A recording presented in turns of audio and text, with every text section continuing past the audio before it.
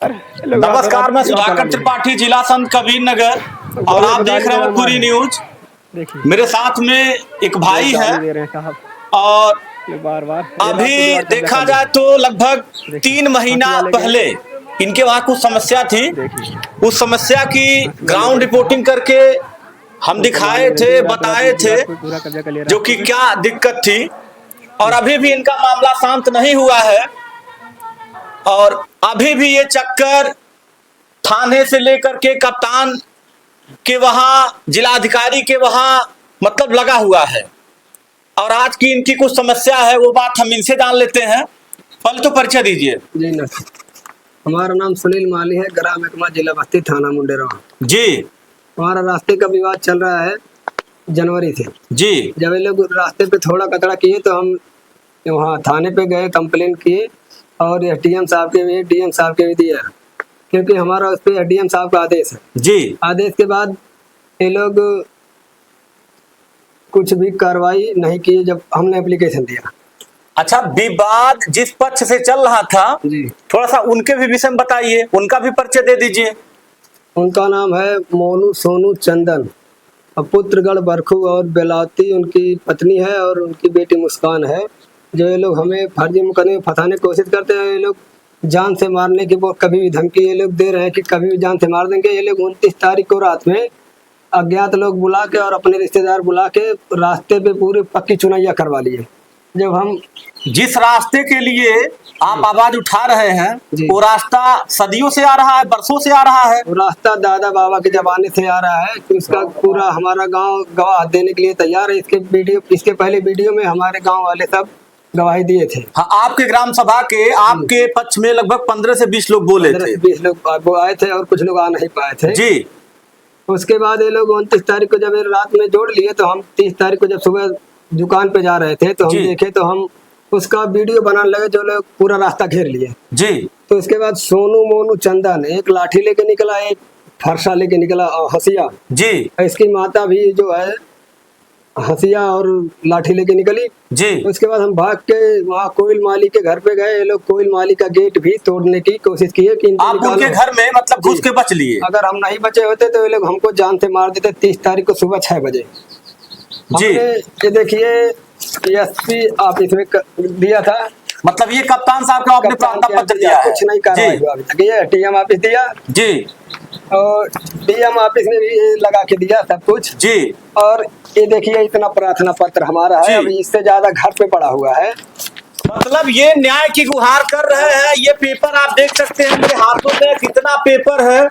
और सोच लीजिए जब वहां पे कुछ अनहोनी इस तरह से हो जाता है तो जिले से लेकर के मंडल तक के पूरे अधिकारी उस जगह पे पहुंच जाते हैं, जो कि रास्ते का मामला है और रास्ता बरसों से आ रहा है, इनको न्याय नहीं मिल रहा है जी।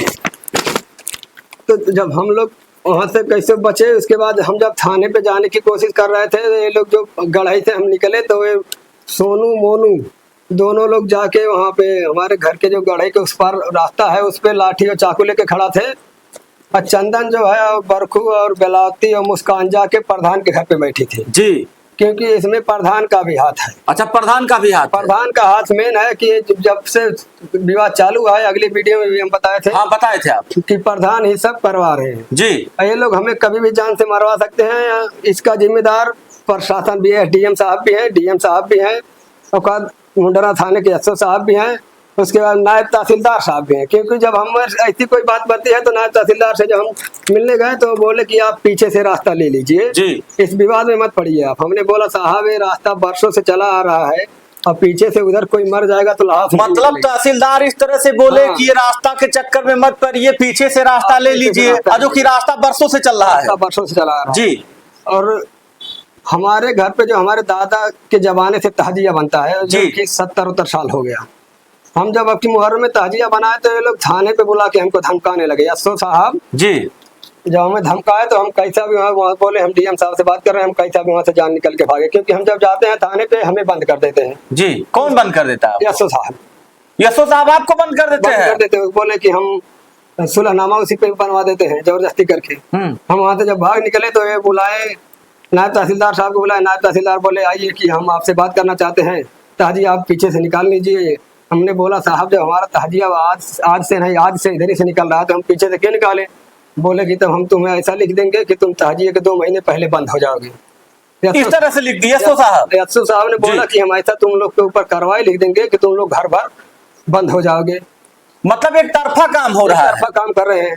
आप न्याय मांग रहे हैं और वो एक तरफा बात कर रहे हैं। हमें जब थाने पे समझौते के लिए बुलाया गया तो सोनू मोनू चंदन जो कि हमें जान से मारने की धमकी देने लगे थाने के गेट पे, उसका वीडियो है हमारे पास। अच्छा, वो वीडियो भी आपके पास है? और जो हथियार लेके 30 तारीख को जब सुबह दौड़ा रहे थे और उसके बाद वो भी है, और हर एक चीज का हमारे पास वीडियो है। कंटिन्यू जो खड़ंजा उखाड़ के दीवार चला रहे थे तब भी का भी है। अच्छा, उस पे मुकदमा भी तो चल रहा है? मुकदमा साहब नहीं साहब, मुकदमा इनका एक्सेप्ट नहीं हुआ। जो हमारा एसडीएम साहब का आदेश है 2029 में फाइनल हुआ था, 12वां महीना 2029 में। 2029 में 2029 में बोल रहे हैं, नहीं 2023 में जी। 2023 में फाइनल हुआ था। तो 2.5 साल मामला सही चल रहा था, लेकिन ये प्रधान वोटिंग के चक्कर में, अच्छा, प्रधान वोट की राजनीति कर रहे हैं। राजनीति के चक्कर में फिर से मामला खुलवा दिया। हमें 2 रात के लिए भूअर भेजवाया था ये प्रधान। हाँ, हमारे पटीदार से झगड़ा करवा के हम दोनों को भूअर भेजवा दिया था। जब हम भूअर गए तो उसी रात में ये लोग रास्ता गली साफ करा के इस पे गोबर फेंकवाने लगे। तुम लोग इस पे फेंको, कुछ नहीं होगा, जो होगा हम देख लेंगे, हमारा लखनऊ तक पर्चा है। इस तरह से धमकी? हाँ, आपको इस तरह से धमकी देते हैं प्रधान? अब बोल रहा है कि हमारे पास 2 सरकारी नौकरी है जी, एक हमारे पास गन है जी, हमारी औरत प्रधान है, हम कुछ भी कर देंगे, हम ऐसा ऐसा कांड किए हैं, हम कुछ भी कर देंगे, हमारा कोई कुछ कर नहीं सकता है। अरे प्रशासन से बड़े हो जाएंगे क्या वो? तो हमारा हाथ जोड़ के निवेदन है कि इतना शेयर करिए ताकि योगी बाबा तक पहुंच जाए। और इनके पास जो है आय से ज्यादा संपत्ति है जो जुटा लिया है, इसीलिए कुछ समझ नहीं रहे। मतलब प्रधान, हाँ, इनकी निष्पक्ष जांच होनी चाहिए इसकी। सुनील जी, एक चीज थी, आपने ये बात तो कही ठीक है जी। जैसे वो पक्ष अगर मुकदमा करवा, मुकदमा नहीं हुआ, नहीं, आपका हुआ है जी, और होने के बाद भी अब क्या है, वहां पे रास्ते में दीवार चला दे रहे हैं। मुकदमा होने के बाद ये लोग पुलिस प्रशासन कुछ नहीं समझ रहे, क्योंकि प्रधान इनको बोला है कि तुम कुछ भी करो, हम पुलिस संभाल लेंगे, हमारा लखनऊ तक पर्चा है। ये बोला है कि ऐसा ऐसा कांड गांव में करवा चुका है कि हमारा लखनऊ तक पर्चा है। और ये बोल रहे, देख लीजिए, और एक बात और है, ये लोग हमें कभी भी जान से मरवा सकते हैं। हम इसीलिए बोल रहे हैं कि जो है वहाँ बिहार में जो कांड हुआ था, ये लोग हमें कभी भी जान से मरवा सकते हैं। तो इसके लिए जान चली जाए उसके लिए हमें कोई, लेकिन हम सत्य के लिए आवाज उठाते रहेंगे, क्योंकि अपने परिवार के लिए लोग तो शहीद हो जा रहे हैं दूसरे के लिए, हम अपने परिवार के लिए मर जाए तो हमें कोई गम नहीं है। नहीं नहीं, आप ठीक है, न्याय मिलेगा आपको। आपने जो बात कही है, भरत तिवारी की बात कही है, देखिए भरत तिवारी शहीद हुए, पूरे भारतवर्ष से लोग उनके समर्थन में पहुंचने लगे। अगर तो प्रशासन इस चीज को संज्ञान में ले, इस तरह की कुछ अनहोनी ना हो। इनके भी बच्चे हैं, परिवार है, माँ है, बिटिया है, बेटा है। अगर वही काम प्रशासन पहले कर दे तो ऐसा कांड नहीं होता, भरत तिवारी का भी आज इनकाउंटर नहीं होता। लेकिन ये प्रशासन की चूक के वजह से ऐसा हो रहा है। जिस दिन हमारे मर्डर हो जाएगा उस दिन एसपी साहब भी आएंगे, एसडीएम साहब भी आएंगे, सबको फुर्सत मिल जाएगी। अच्छा, तहसीलदार साहब भी आएंगे। अच्छा, एक चीज ये बताइए, अभी 2 दिन पहले या 1 दिन पहले, कब जब वो लोग दीवार मतलब कब चलाए हैं, किस डेट में? 29 तारीख को रात में चलाए हैं जी। इसी 29 में, इसी 29 को 7वां महीना में जी जी 29 तारीख को चलाए हैं। जब 30 तारीख को देखने गए, हमने सोचा कि एक वीडियो बना के चल रहे हैं, दरखास्त दे देंगे जी।